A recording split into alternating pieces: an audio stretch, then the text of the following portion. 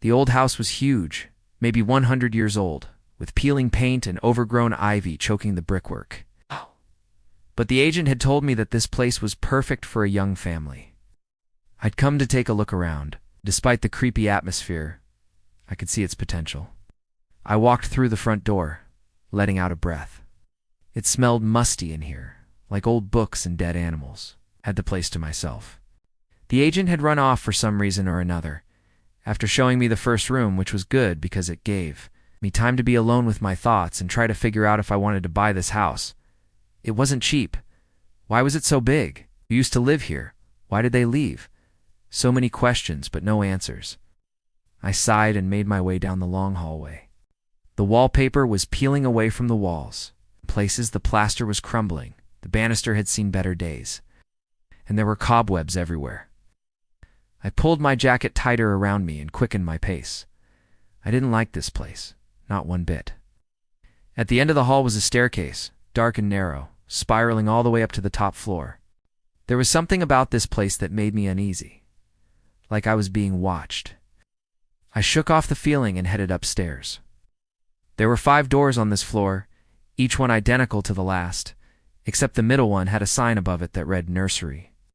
Below the sign was a painting of what appeared to be a woman holding a child. She was smiling, but something about her face disturbed me. Her eyes seemed vacant, soulless, and her smile was just a little too wide. I didn't want to think about it too much, so I quickly moved away from the painting and towards the bedroom at the end of the hall. All 4 rooms were empty, bare, cold, with barely any natural light getting through the boarded-up windows. I could feel the oppressive weight of the room closing in on me. My breathing started to get heavy, my heart pounding in my chest. I needed to get out of here. As I made my way back to the stairs, I noticed a rocking chair in the corner of the room. I walked over to it and sat down. Damn, it was creaky.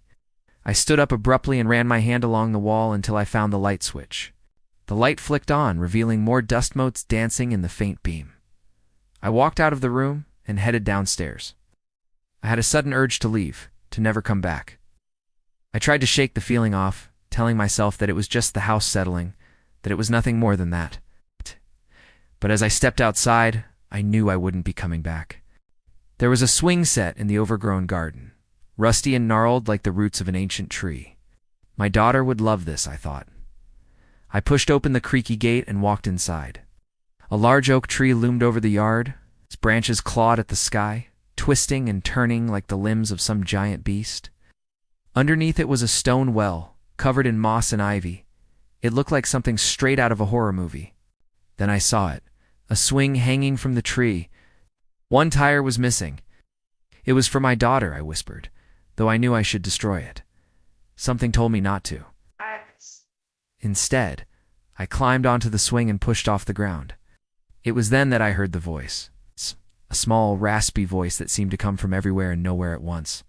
She was crying, sobbing, uncontrollably. I tried to ignore it, but the sound only got louder. Then she stopped.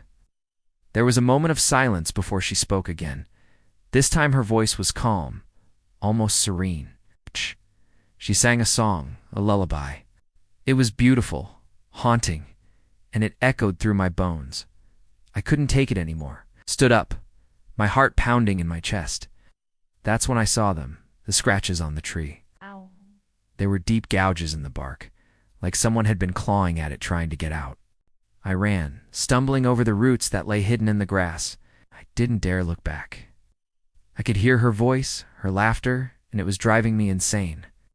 I burst through the front door and slammed it behind me. I locked it, bolted it, and then barricaded it with furniture. I was safe, I told myself, hiding in the corner, trying to catch my breath. Then I heard a scratching sound, like claws on wood. I peeked through a crack in the blinds. It was the cat, I thought, but it wasn't. It was her, the girl from the painting.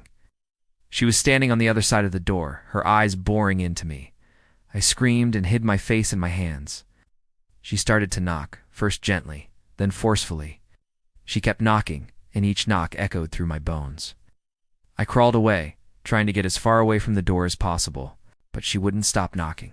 Finally, the knocking stopped, and I dared to peek through the blinds again. She was gone. I let out a breath I didn't know I was holding. But then I heard it again, the scratching sound. I turned to see the cat sitting on the table by the window, staring at me with its yellow eyes. It took a step closer. I gasped and backed away. It took another step. Closer. It meowed, a low, guttural sound that sent shivers down my spine. Then it leaped. I screamed and fell backwards off the bed. At! The cat landed on top of me, its claws extended, its eyes gleaming in the darkness. I thrashed around trying to get it off me, but it wouldn't budge. I could feel its hot, fetid breath on my neck, and then it sank its teeth into my arm. The pain was excruciating, and I screamed, not in fear, but in anger. I don't remember what happened next. When I woke up, I was in a hospital bed.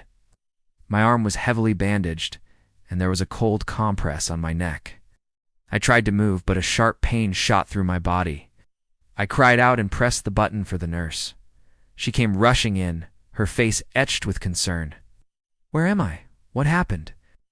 I asked. "You were brought in unconscious with severe injuries," she said. "You were lucky we got to you in time. Your arm and neck are badly bruised, but it could have been much worse." "What about the cat?" I asked. "We took it to animal control," the nurse said. "It's feral, most likely. It probably just wanted to scare you, but things could have turned out much differently." I stayed in the hospital for a week. When I finally went back home, I found the place had been emptied. All of my stuff was gone, including the painting of the woman and child. I haven't been back since, but sometimes at night, when the wind is just right, I can still hear her voice, singing her eerie lullaby.